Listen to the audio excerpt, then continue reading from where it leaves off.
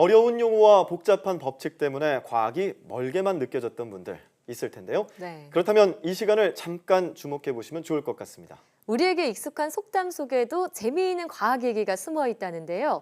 서울시립과학관 이정모 관장과 함께 그 얘기를 하나씩 꺼내보겠습니다. 안녕하세요, 관장님. 안녕하세요. 네, 저희에게는 털보 관장으로 익숙하신데 그 별명 괜찮으신가요? 네, 저는 좋아합니다. 아, 많은데 네. 익숙하게 느껴서요. 네, 캐릭터 금방 확실하시고요. 알아보고 예, 좋습니다. 예, 계속 이제 꾸준히 과학에 대해서 관심을 끌 수 있게끔 그 매력을 좀 표현하시는데 여러 가지 노력을 하셨잖아요. 예. 책도 뭐 60여 편을 쓰셨고, 예. 네. 뭐 방송도 많이 하시고, 그 제가 이제 관장님 말씀하신 것 중에서 좀 관심 있게 본 것 중에 하나가 과학은 지식이 아니라 삶의 태도이다. 예. 그런 얘기를 해주셨는데 관장님께서 생각하시는 과학은 매력은 뭐라고 생각하세요? 그러니까 세상은 상식과 마법 또는 상식과 신화의 영역으로 나누어져 있는 것 같습니다. 예. 네. 그러니까 비행은 불과 115년 전만 해도요. 뭐 마법이나 신화의 테마였어요. 그런데 이제는 다들 상식으로 받아들이잖아요.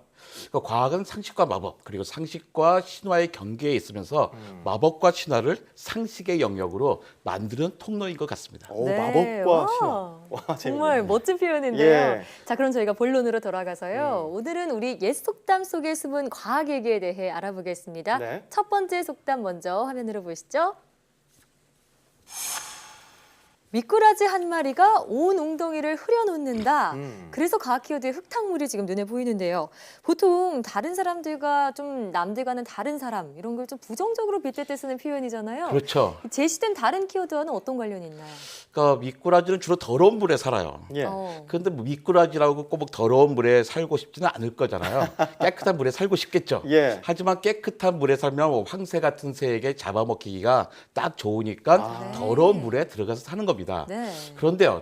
미꾸라지가 흙탕물을 일으키기 때문에 네. 그 속에 다른 생명들도 같이 살 수가 있는 겁니다. 어떻게요? 더러운 물이 가만히 잔잔하면요. 그 안에 산소가 공급되지 않아서 아무도 살 수가 없습니다.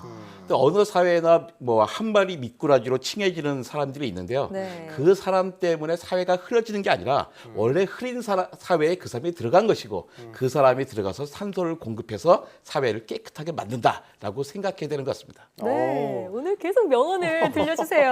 예, 그렇게 생각하면 미꾸라지가 이 생태계에서 아주 중요한 역할을 하고 있는 그렇죠. 거고요. 네. 그런데 이 미꾸라지 외에 다른 동물들 중에서 저희가 생각했던 부정적인 인식이 아니라 사실은 긍정적인 평가를 받아야 될 동물이 있을까요? 저 도마뱀 이야기를 하고 싶은데요. 네. 도마뱀 꼬리 자르기란 말이 많이 쓰잖아요. 네.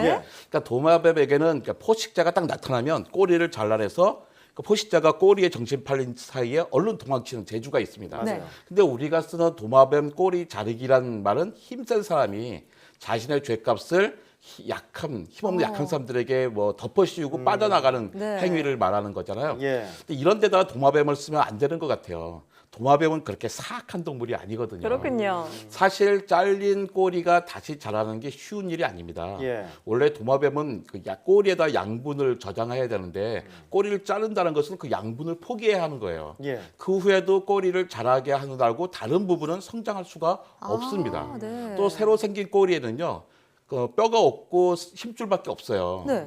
그러니까 예전과 같지 않은 거죠. 균형 잡기도 어려워요. 아, 그러면 또 자르면 안 되는 거예요? 그렇죠. 또 한 번 잘린 잘리는 꼬리는요 거군요. 다시 자라지도 않습니다. 그렇구나. 아니, 그러면 이렇게 도마뱀이 꼬리를 자르는 게 살기 위해서 어쩔 수 없이 하는 그런 선택이었네요. 그렇죠. 그렇게 도마뱀이 힘들게 사는데 어. 사람들이 말하는 도마뱀 꼬리 자르기는 아주 그야말로 사악한 일인 네, 거죠. 부정적인 풍자에 쓰여서 좀 도마뱀이 억울했겠다 이런 생각도 그렇죠. 듭니다. 네. 네, 그럼 계속해서 다음 속담 함께 보시죠.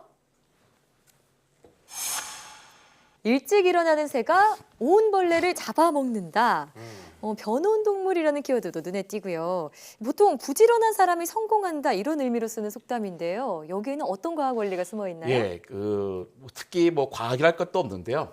새는 항온 동물이잖아요. 네. 그래서 밤이나 낮이나 체온이 유지돼서 언제나 잘 활동을 할 수가 있습니다. 그런데 벌레는 변온 동물이어서 추우면 활동을 못 해요. 그래서 일찍 일어나면 뭐 비리비리한단 말이에요. 기온이 낮으니까요. 그렇죠. 그러니까 예. 새들이 일찍 일찍 와서 빨리 많이 잡아먹을 수가 있겠죠. 이 속담에 빗대서 아이들에게 일찍 일어나라고 네. 뭐 강요를 합니다. 또 새 나라의 어린이는 일찍 일어납니다. 맞아요. 라는 동요도 있을 정도예요. 한때 연결시 수업도 있었죠. 예. 네. 그런데요, 잠은 훈련으로 바꿀 수 있는 게 아닙니다. 잠은 의지가 아니라 생체 시계가 조절하는 거거든요. 네. 뇌에는 뇌간, 그러니까 뇌줄기라는 부분이 있는데요. 여기서 멜라토닌이라고 하는 호르몬이 분비됩니다. 이 사춘기 때는 11시쯤 분비가 돼가지고 해가 뜰 때쯤 서서히 줄어들어요. 네. 뭐 9시까지도 남아있는 경우가 많습니다. 그러니까 중고생들이 늦잠을 자는 이유는 게을러서가 아니라 원래 몸이 그렇게 되라고 만들어져 있는 거예요. 어쩔 수 없는 예. 거네요. 근데 저는 새벽 5시에 일어나거든요. 아, 그래요? 그러니까 저는 부지런해서가 아니라 호르몬이 분비되는 형태가 바뀌어서 네. 일찍 일어날 뿐인 거죠. 예. 고등학교 때는 안 그러셨어요? 그렇죠. 다 고등학교 때는 늦게 일어나는 게 정상인 겁니다. 네. 예. 그래서 학생들이 이런 말 하잖아요. 일찍 일어난 벌레는 일찍 잡아먹힌다. 맞아, 그렇습니다. 맞아. 그 말이 맞네요. 그게 맞는 말이에요. 예. 학생들이 그러면 선생님들보다 더 훌륭했네요. 이 네. 해석에 대해서는. 자, 그러면 평소 이 본인 생체 리듬을 이렇게 맞추는 게 중요할 텐데 이렇게 속담 속 과학 이야기도 정말 알면 알수록 재밌거든요. 예. 자, 마지막으로 과학 이야기 또 하나 보시겠습니다.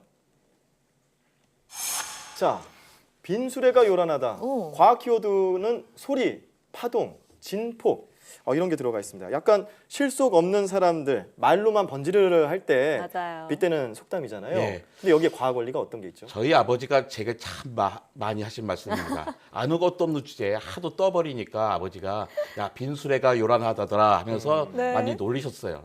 빈수레가 요란한 건 다 아는 일인데 왜 빈수레가 요란할까라고 생각하면 뭐 소리는 파도와 같다고 생각하면 됩니다. 네. 그러니까 예, 파도가 세다는 것은 파도의 골과 마루 사이의 높이 차이가 크다는 거죠. 예. 네. 그러니까 소리가 크다는 것도 마찬가지입니다. 소리 파동의 골과 마루 사이의 차이가 큰 거예요. 빈 수레는 짐을 가득 실은 수레에 비해서 조그만 돌부리에만 살짝 부딪혀도 위아래로 심하게 진동하겠죠. 네. 그래서 큰 소리를 내는 겁니다. 또 수레가 비어 있으면 빈 곳이 많으니까 소리가 좀 울려서 더 커지지 않을까요? 맞습니다. 바이올린 통을 생각하시면 되는데요. 바이올린 통은 속이 비어 있잖아요. 네. 그러니까 그 작은 악기인데도 활을 슬쩍 그으면 큰 소리가 나게 되는 거죠. 또 다른 이유는 수레에 실린 짐이 소리를 흡수하기 때문입니다. 빈 수레는 소리를 흡수해서 줄여줄 아무런 장치가 없기 때문에 네. 더 시끄럽죠. 예, 그렇군요. 그렇군요. 지금 관장님과 함께 오늘 속담에 담긴 과학 이야기를 들어보니까요. 네. 생각보다 많은 속담이 과학적인 근거를 가지고 있다는 생각이 들고 네, 그렇습니다. 또 삶을 과학적으로 관찰하고 또 생활한 선조들의 지혜가 이 속담 안에 녹아 있구나. 네. 이런 생각도 드는데요. 지금 이제 서울시립과학관 관장으로 계시잖아요. 예. 사실 이 과학관 제가 알기로는 만지지 마시오라는 표말이 없는 거로 알고 있습니다. 예. 네, 그만큼 이게 체험이나 이런 걸 좀 강조하시는 것 같은데 서울시립과학관에서도 체험할 수 있는 여러 가지 프로그램 준비도 있으시죠? 그렇죠. 예. 저희도 뭐 보는 과학관이 아니라 하는 과학관이거든요. 그래서 이제 과학의 뭐 날 주간에도 뭐 다양한 실험 프로그램을 준비했습니다. 예. 뭐 당연히 미리 예약을 하셔야 되고요. 네. 평소에는 과학에 관심이 없었지만 그래도 과학의 달이니까 이때만이라도 한번 보러라도 가야겠다 하는 친구들은 뭐 위에서는 뭐 뜻밖의 과학 유레카라는 과학쇼, 마술 과학쇼가처럼 보면서 즐기는 프로그램들이 준비됐습니다. 네. 예. 또 평소에 과학에 대한 관심이 없었지만 이번 한번 가고 싶다. 그러면 우리 과학관 말고도요. 뭐 서대문 자연사 박물관이라든지 가까운 국립과학관을 방문해 보시면 좋을 것 같습니다. 예. 네. 아 근데 관장님 지금 얘기 들어보니까 관장님의 이야기는 사실 이게 털 때문일까요? 뭔가 깐깐한 과학이 털털하게 느껴지고요. 네. 네, 친근하게 느껴지는데 우리 학생들은 과학을 접할 때 조금 어렵게 느껴진단 말이에요. 예. 관장님은 어떻게 이 과학과 친해졌고 이런 것들 가지고서 아이들이 과학을 접할 때 어떤 태도를 가지면 좋겠다 하는 게 있다면? 그러니까 과학을 지식이라고 생각하면요 어려울 수밖에 없어요. 과학 지식이 너무나 많이 쌓여 나가거든요. 근데 과학을 생각하는 방식, 네. 또 생활의 자기 삶의 태도라고 생각한다면 쌓이는 게 아니잖아요. 생각하는 방식은 만들 수 있고 생활 태도 정할 수 있습니다. 네. 그 다음부터는 즐길 수가 있게 되는 것 같아요. 예. 네, 즐겨라. 저도 오늘 관장님 얘기 들으면서 마치 추리소설 얘기 듣는 것 같이 엄청 재밌더라고요. 예. 자, 우리 시청자분들께서도 과학의 달을 맞아서 곳곳에 과학 행사들 참여해 보시면서 이 과학의 숨은 재미 함께 느껴보시기 바랍니다. 자, 지금까지 서울시립과학관 이종무 관장과 함께했습니다. 오늘 말씀 고맙습니다. 네.